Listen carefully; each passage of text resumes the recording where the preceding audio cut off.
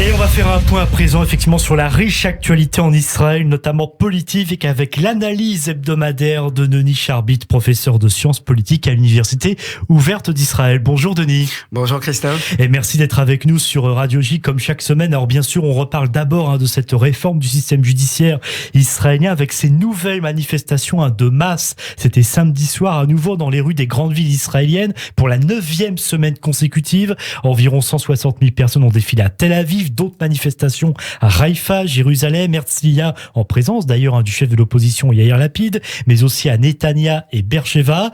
On le voit, la pression de la rue ne retombe pas, alors que dans le même temps, les organisateurs des manifestations ont annoncé une journée de résistance à la dictature ce jeudi, promettant des centaines de manifestations dans tout le pays contre la législation dictatoriale. Est-ce qu'aujourd'hui, Denis Charbit, le gouvernement peut continuer à avancer sur ce texte de la réforme judiciaire en ne tenant pas compte de cette colère qui d'ailleurs n'est pas que celle de manifestants, d'anonymes, mais s'étend à d'autres pans de la société? Effectivement, je crois qu'il y a quelque chose ici de remarquable, c'est que, vous savez, quand c'est un peu aujourd'hui le mode de manifestation, on fait pas ça par une seule journée, mais on le reconduit, en principe on fait ça effectivement le samedi soir, parce que le samedi soir c'est le jour de congé, et en général ça commence très fort, et puis au bout d'un mois ça s'essouffle, et puis il y a le désespoir qui commence à animer même une partie de manifestants. Ça sert à rien, on ne sera pas écouté. Et là, on se rend compte du contraire. Ça gonfle, ça grossit, ça s'amplifie. Pourquoi? Pour une raison très simple. C'est quoi un gouvernement qui a de l'autorité? C'est celui qui est capable de faire passer sa politique, mais qui, quand sa politique, et ça peut être valable pour ce qui se passe en France aujourd'hui d'ailleurs, quand elle met en place sa politique, se met à l'écoute des réactions. Sont-elles favorables? Sont-elles réservées? Sont-elles hostiles? Et ce qu'on attend d'un gouvernement démocratique élu sur une majorité parlementaire, c'est qu'il soit également à l'écoute même de l'opposition. Et donc mettre ce qu'on appellerait de l'eau dans son vin cachère, si j'ose dire. Voilà. Et là, on se rend compte à chaque fois que Netanyahou prend la parole, son ministre de la Justice ou le président de la Commission des lois, puisque ce sont les trois grands personnages de cette réforme ou cette révolution de régime, en quelque sorte. Eh bien, on se rend compte que ils sont inflexible. Et qu'est-ce qui en donne la preuve? C'est la manière dont on qualifie ces manifestants. Ce sont, je vais citer le propos de Yair Netanyahou, le fils de Benjamin Netanyahou, qui n'a pas de responsabilité officielle publique, mais qui est quand même une personnalité publique avec beaucoup de guillemets. On a dit de ces manifestants que c'était des anarchistes. C'était le propos de Itamar Ben-Gvir, le ministre de la Sécurité nationale, le ministre de la police. Quelques jours plus tard, le poste de Yair Netanyahou, c'était « Ce ne sont pas des manifestants, ce ne sont pas des anarchistes, ce sont des terroristes ». On qualifie... Et alors maintenant, qui qualifie-t-on de terroristes? Des centaines de milliers de manifestants dont, il faut le dire, la plupart appartiennent à quel milieu? C'est vrai, ce ne sont pas beaucoup de classes populaires qui participent. Ce sont les classes moyennes. Mais écoutez, je suis politiste, les classes moyennes, c'est l'épine dorsale de la démocratie. Parlementaire, présidentielle, qu'importe. Les classes moyennes. Et ce sont au milieu, au sein de ces classes moyennes, il faut le dire, les élites professionnelles. Ce sont les pilotes d'avion, ce sont les réservistes, ce sont les avocats, les architectes, les profs de fac, les médias.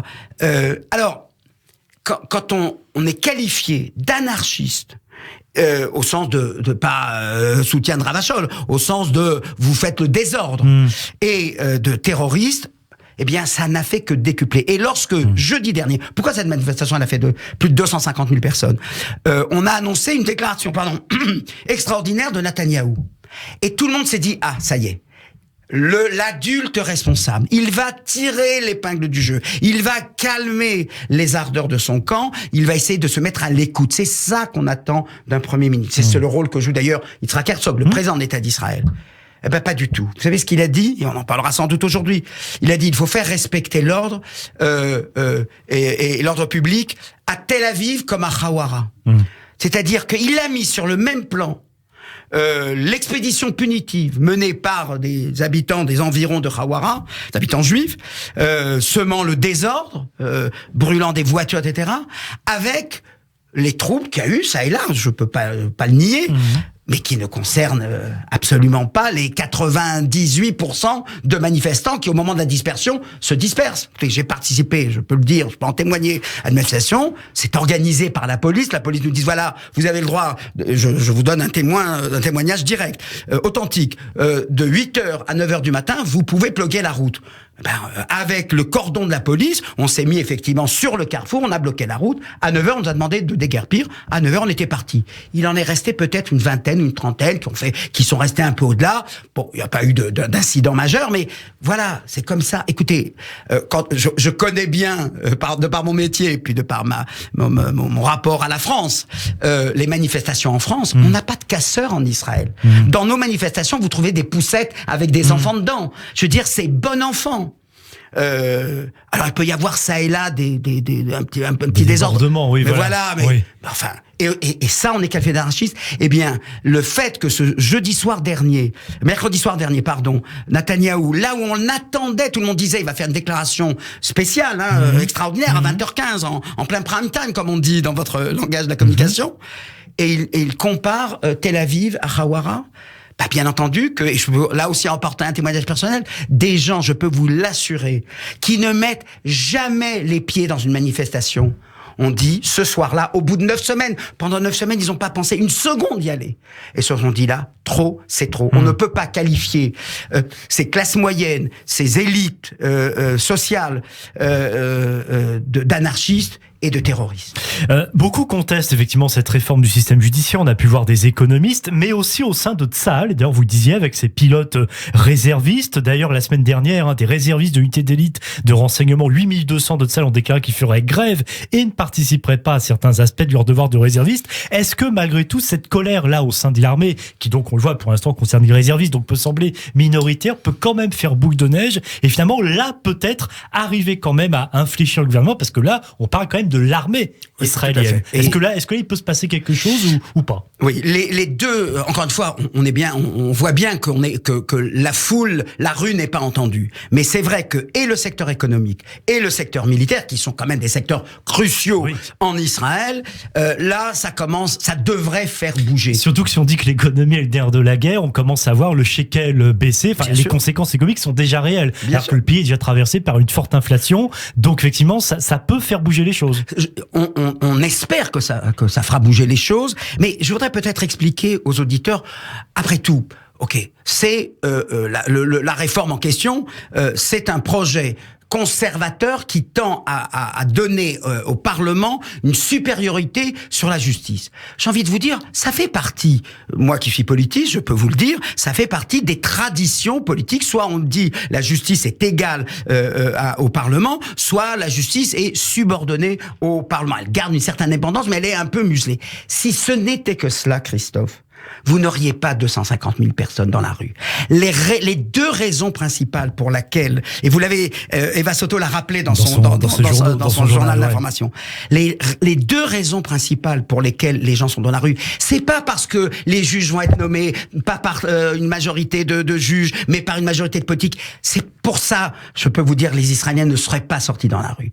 Ils sortent dans la rue parce qu'il y a à la clé un projet théocratique. Permettez-moi en quelques secondes d'expliquer cette loi sur le Hametz. Projet théocratique. Je tiens à préciser que l'hôpital public est réglé sur les principes de la cache-route. Là-dessus, il n'y a pas de problème depuis 1949 à aujourd'hui.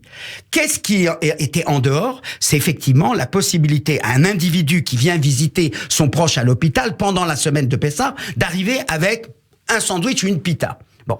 Et là, on disait, là, c'est l'individu, il vient sustenter son proche. S'il a faim d'une pita, quand bien même c'est la galette qui doit présider ou qui doit primer pendant la semaine de Pessah, on va l'autoriser. C'est ça la loi qui est prévue. C'est pas de dire désormais l'hôpital public sera subordonné aux lois de la cache-route. Elle l'est depuis depuis la création de l'État d'Israël. Ça, en termes de public, à l'armée, partout, les cantines. Non, c'est dire à l'individu. Et c'est là l'équilibre qu'il faut qu'il y ait entre judaïsme judaïsme et démocratie. Bien sûr qu'il faut organiser ça selon les lois de la cacheroute. Je le respecte infiniment au nom des accommodements raisonnables à la canadienne, mais en revanche, laisser l'individu. Et derrière donc tous ces projets, derrière ces projets de réforme, vous avez une volonté d'accentuer ce caractère théocratique d'Israël, et là des individus, y compris des gens pratiquants, mais qui disent il faut laisser à l'individu le soin de décider. C'est ça la grande révolution du judaïsme au XXe et au XXIe siècle. La religion n'est pas imposée, elle est de l'ordre de la conscience. Ça, c'est le premier projet. Le deuxième, c'est effectivement comment on va museler un peu plus les territoires. Alors, il y a un statu quo depuis 67. Il n'y a pas de négociation, mais on laisse les choses en place. On ne les aggrave pas. Et c'est parce que derrière ce projet de changement de régime, il y a ces deux projets-là, celui de l'extension de la domination israélienne sur les territoires d'un côté, et celui de quelque chose donc de plus théocratique en Israël, que les gens disent non, ça c'est pas possible. Là, c'est nos libertés fondamentales qui sont mises en cause. Et j'ai pas besoin de décrire le nombre d'accommodements que ces laïcs, qui sont une majorité dans le pays, ont consenti à l'autorité religieuse. Le mariage, je pourrais en citer plein, mais et accepté et consenti. Mais attention, on ne touche pas aux libertés fondamentales. C'est aussi la peine de mort. Ça, je dirais que pour une certaine manière, c'est l'avantage des fanatiques. Ils sont pas calculateurs. Ils vous annoncent, brut des deux coffrages, tout ce qu'ils ont l'intention de faire. En l'espace de 3 semaines, et regardez, le gouvernement, il a été, les élections le 1er novembre, le gouvernement a été formé mi-décembre, le 1er janvier, on nous annonçait ce blitz de réformes, et derrière ça, tout ce qu'ils s'apprêtent à faire, tout ça parce qu'ils disposent d'une majorité de 64 députés. La majorité doit faire la politique, ça ne peut pas être la dictature de la majorité. Merci beaucoup, Denis Charbit. On vous sent, vous aviez ce matin des choses à dire, professeur de sciences politiques à l'Université ouverte d'Israël. On aura le plaisir de vous retrouver dans ce studio, d'ailleurs ici même, lundi prochain. À la semaine prochaine, Denis. Merci Christophe.